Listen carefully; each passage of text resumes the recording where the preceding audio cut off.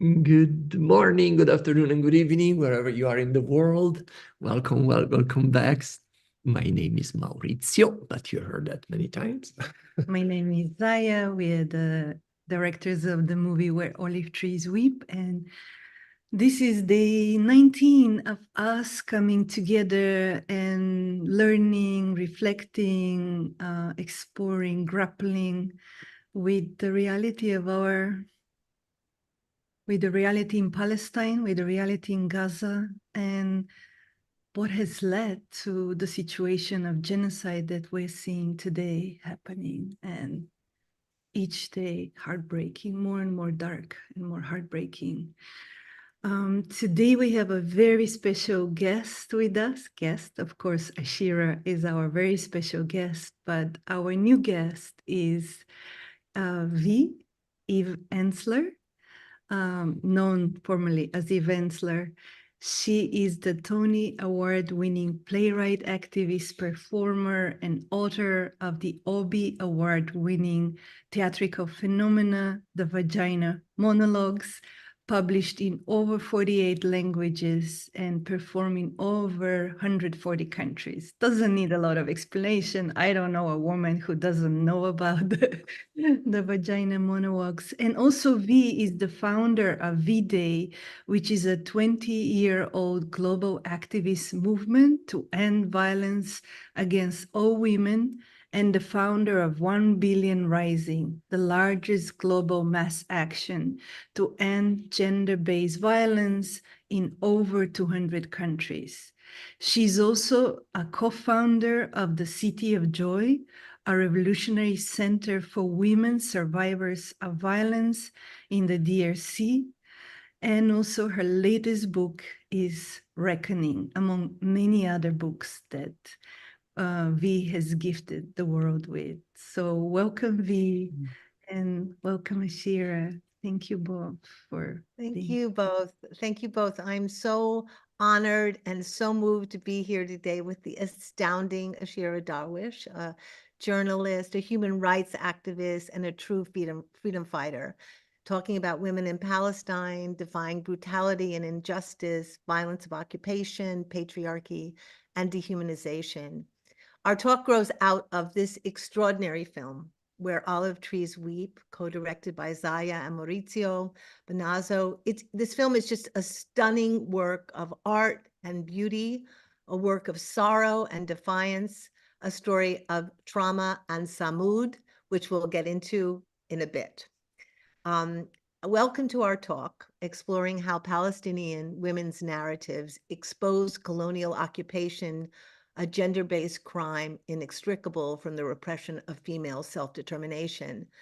And I want to just say this conversation is a tribute and a dedication to the unbreakable spirit of Palestinian mothers and women who nurture profound love, clandestine schoolhouses, and revolutionary consciousness, even when all they have is the sanctity of their wombs. So Ashira,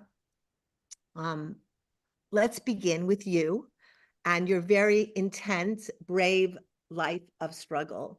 And I think one of the reasons I want to talk personally about you is because I think your journey exemplifies how Palestinian women keep their power and self alive in the face of ongoing oppression and violence. So just begin by telling us a little bit about your first experience protesting and how that led you to becoming a journalist, because I think these journeys, your individual journey, is expressive of much larger journeys that are going on with many women in Palestine. Thank you so much, dear. And I'm so honored to be speaking to you. My first protest was when I was actually too young to remember. I was put on a truck. I don't remember exactly what was going on.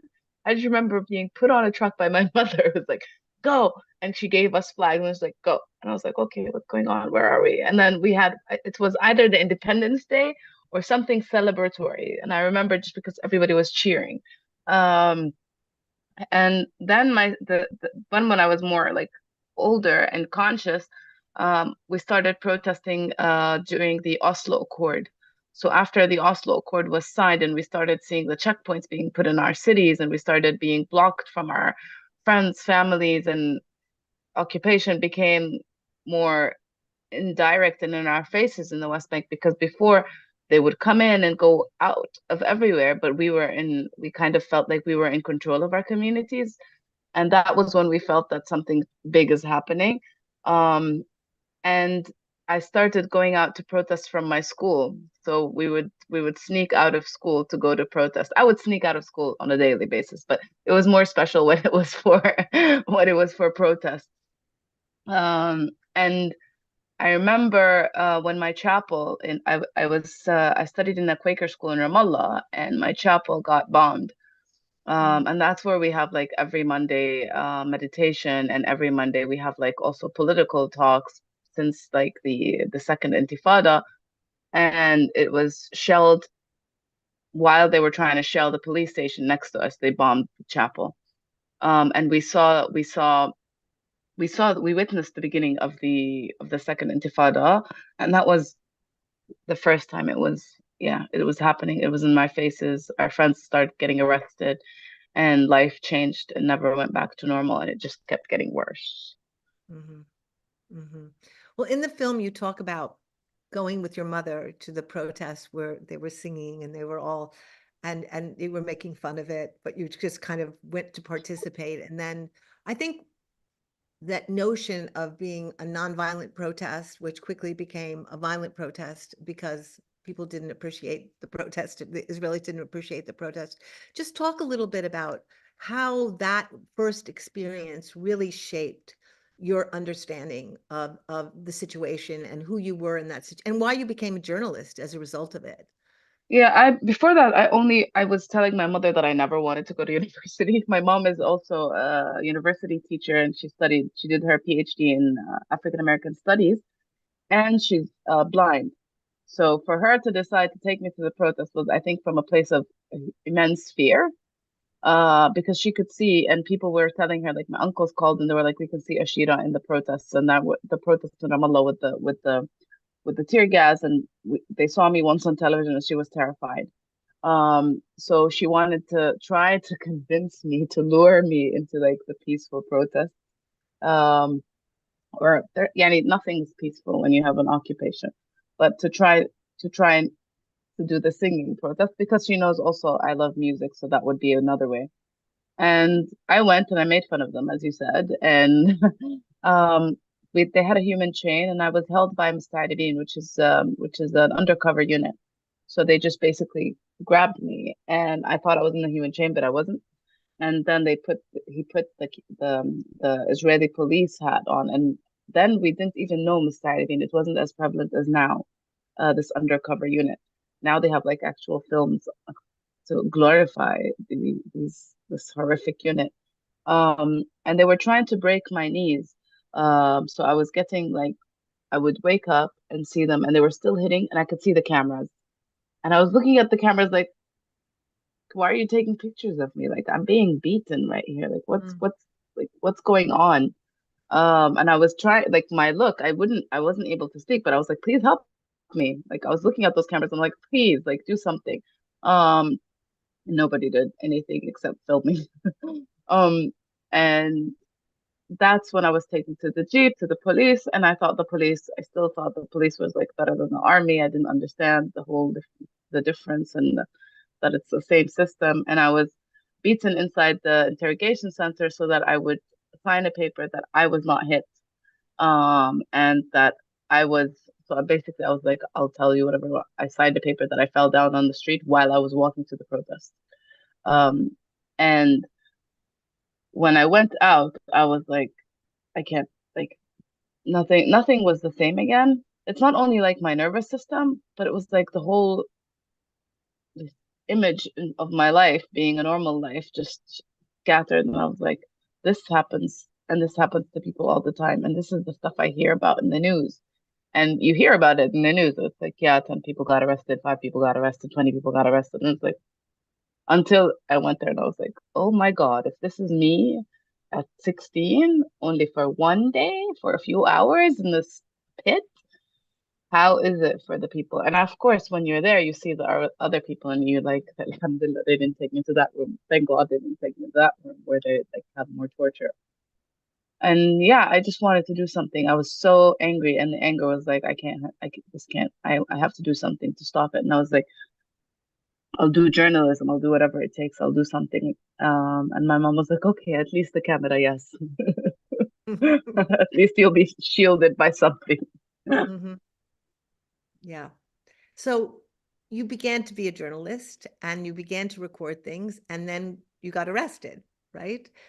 Yeah. So I was really moved in the film by you talking about the first time you ever went to prison and saw that dungeon, right? And saw Mm. that really scary place, and then how eventually you ended up in there. Can you just talk about the experience of being a journalist and what you were covering and how you got arrested and what that led to? Because I think, So yeah, go ahead. Go. so I was working actually for a South African radio station, which was normalizing with the Israelis. So we were Palestinians, South Africans, white and black South Africans, and Israelis and Palestinians working together in the radio station. And we had a office in Jerusalem and office in Ramallah. And the idea was that they had this kind of station in South Africa prior to apartheid, and they wanted to turn this model in Palestine. And the Israeli government, it was Olmert at that time, and he allowed it to happen. He gave permits, and he gave us like Israeli journalism cards so that we can operate. And for the opening, it was just the beginning. It was just the opening of the station. They asked us to do stories, like exclusive stories. So everybody picked what they wanted. And of course, before that, we had like a whole 2 month onboarding with this team because we were like, we wanted the language to be acceptable for the Palestinians and for the Israelis, and we didn't want to shun anybody. So we had to sit down and talk about, like, there was no use of the word terrorist. We're like, and the Israelis would be like, you can't use, then you won't be able to use the freedom fighters. And we're like, how about a human decided to go and walk, a human decided to go and blow himself up. And the news was to that point where we didn't use any terminology that would upset the Palestinians and upset the Israelis on the other side. And I decided, like, oh my God, this is my opportunity. I'm going to be on radio. And it was right at the end of the second intifada. Like, it wasn't the end yet. And there was a pocket of the most wanted Palestinians who remained, the last fighters, we called them. And I wanted to see those last fighters, and I wanted to interview them, and I wanted to interview their last moments and document their lives, because it was clear they were going to be killed, and it was just a matter of time. Because at that point, Abbas has come to power, and he was trying to eradicate them also. So there was collaboration already at that stage between the Israelis and the Palestinians in order to shut any form of resistance. So I went and I interviewed the top most wanted men all over the West Bank. It was it was one of the biggest exclusives that any media outlet had at that time. And I was super proud. And yeah, I just basically finished the reports, and we were ready to echo their voices on the radio station. And I was picked up from the checkpoint immediately. So they kind of censored us to the point that these voices were never heard. And that was the worst thing for me. It was like, I went through hell to get to these interviews. I was put in like different cars, had to be blindfolded, taken all over the West Bank so that I can do these stories. And then I was taken. And I was so excited that day because my mom had been in the UK, and I had been in the West Bank in Ramallah to cover these stories. I had to be I had to be there for like 3 months, so I couldn't see her. So I was like rushing home. I had like my nice little pink glowy shoes, and I had flowers for my mother. And then I get to the checkpoint, and immediately, like when they saw me, I kind of had this like, like you get this buzz in the stomach. And I was like, something doesn't look right. Like when I opened my ID and I put it, because you have to go through this machine, we call it the chicken thing. And you go and you show them. And immediately, like the woman pressed something on the wall, and I was like, uh-oh.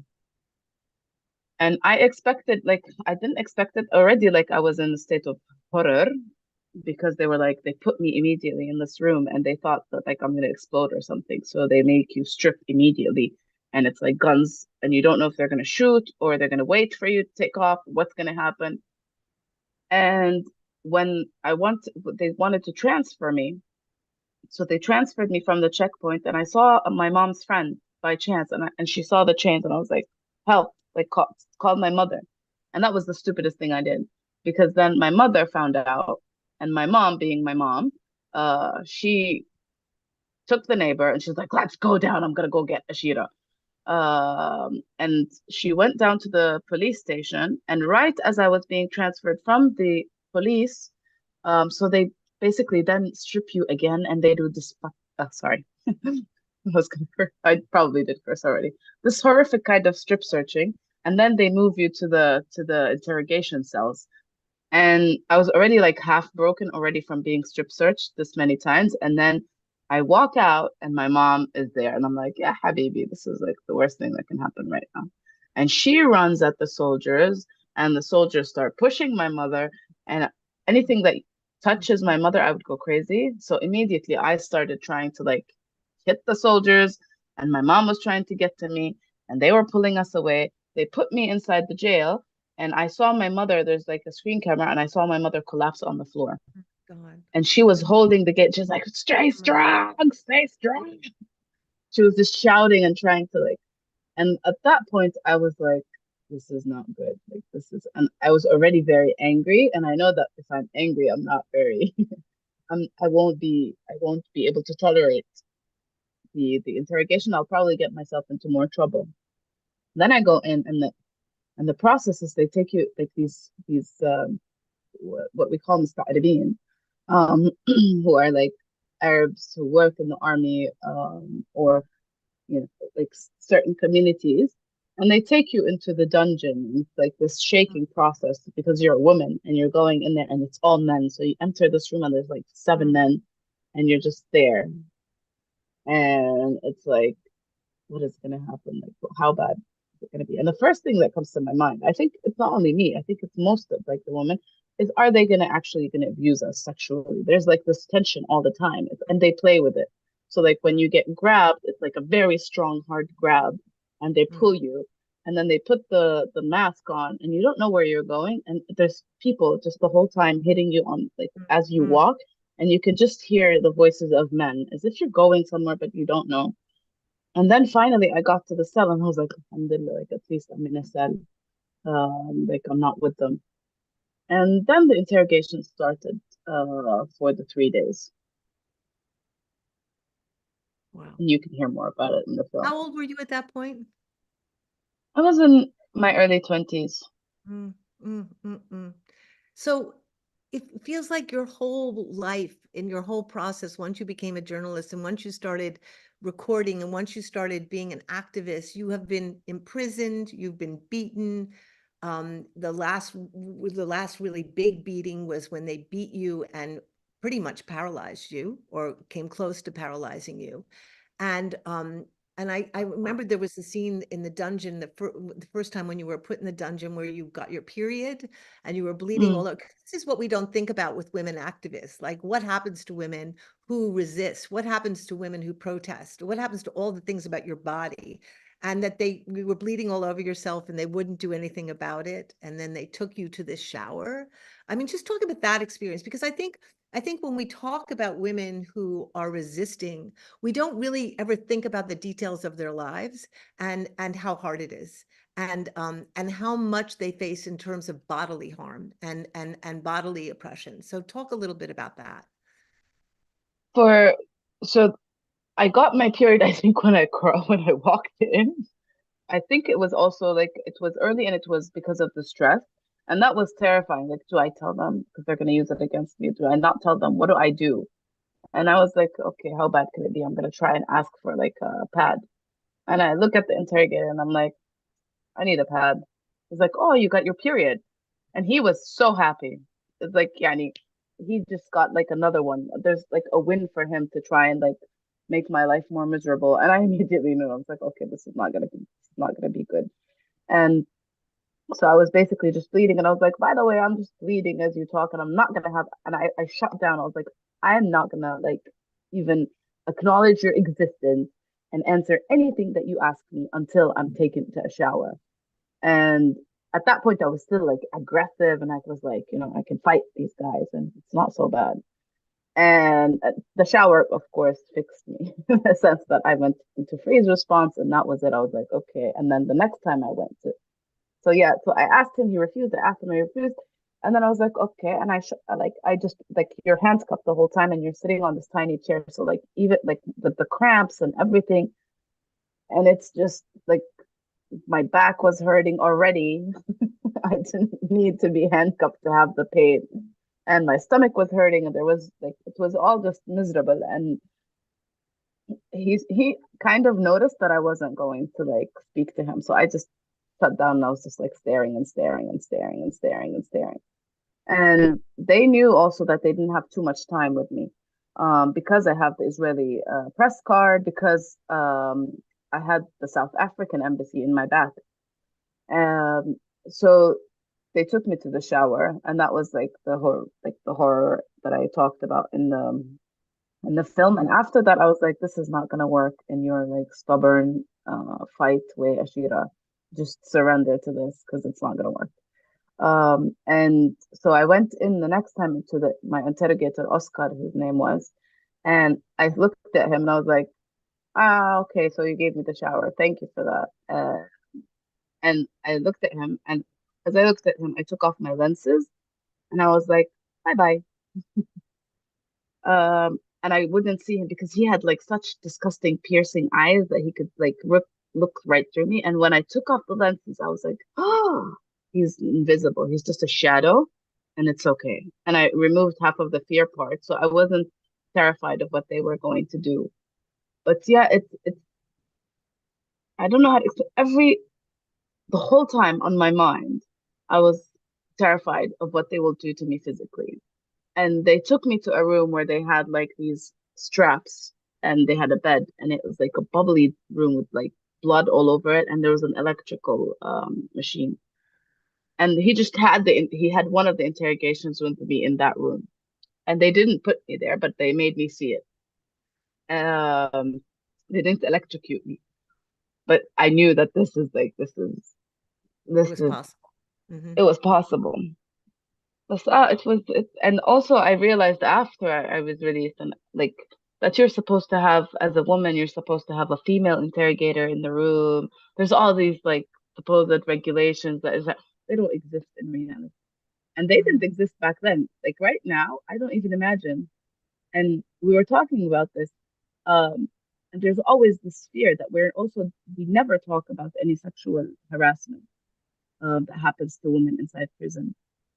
It's a taboo, and it's also to protect other women, and it's to protect the prisoners themselves. Because our society is super patriarchal, and there's this issue, we have to fight as women to be in the space of fighting. As a journalist, I had to fight, because also it was like, why would you pick such a career? If my mother didn't support it, then my family wouldn't accept it. It's a man's job. So why are you there? And then you get yourself arrested. So what's like, you're not gonna get married. And what if there's sexual harassment? Then it's gonna be it's a stigma that's gonna stick to you and your family and everyone. So there's so many things around that. But yeah, and so you the can't even Israelis talk about use it. sexual abuse because you'll be essentially unable to keep protesting and keep resisting. Exactly. Your family will lock you. خلاص, يعني. It will be the end of you protesting, and not you. It will be the end of other women being able to go out to the streets, if we talk about it. So if I were to say that I was sexually abused or harassed, then the father of whoever girl who's 16 and says, I want to go to my first protest, will tell her, never will you go out, because that's what they do to women. They sexually harass them and abuse them, so you're not going to go out.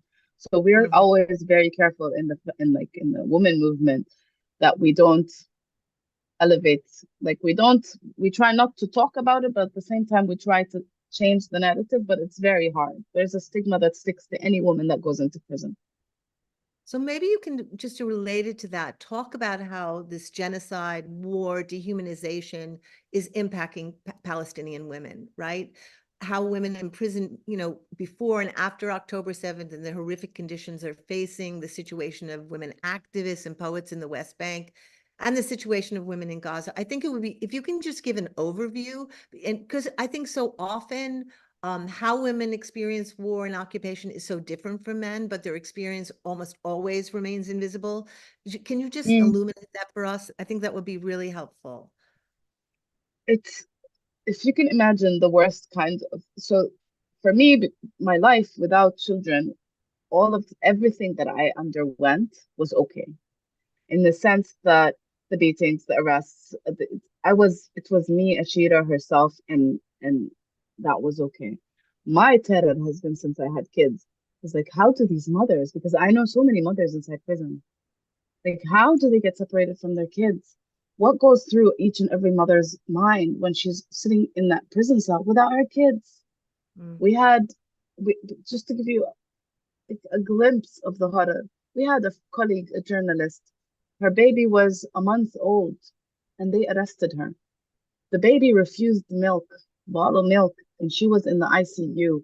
And we were just running around, and I was calling the father. I was like, I'll come, I'll breastfeed the kid. Let's try to, like, what in the name of horror would arrest breastfeeding mothers? And there's no limit to where they go. There's no limit to how they torture you. If you can just imagine that woman sitting in the jail with milk, her milk drying up as her child is hungry on the outside, and having that like also physical pain of the milk drying up when you don't want it to be. Pregnant women who have been arrested and going through that torture while you're pregnant, and with the fear. And I had the fear that they will take me with my baby, and I was like, I'm gonna stop the social media. I'm gonna be silent. I fully censored everything so that there's not even a chance that they will take me, because I was terrified of this idea. And we have Palestinian women who gave birth inside prison, chained while you give birth. It's the horror of what Israel does to our men we don't like minimize of that. I'm sure you've heard the stories of how they're raping our men with dogs. But the situation of women is just different because of our nature, also because of when you torture the mother, you torture the whole family. If you're talking about the mother, can you imagine what's happening to the kids? Can you imagine the husband? Like when the husbands of my friends who are in prison, and the way they feel about, they feel demasculated on that day when they come and they take their women in front of them, and they can't do anything. They get beaten and beaten and beaten, but they can't take their wife. They can't hold the mother of their children and save her.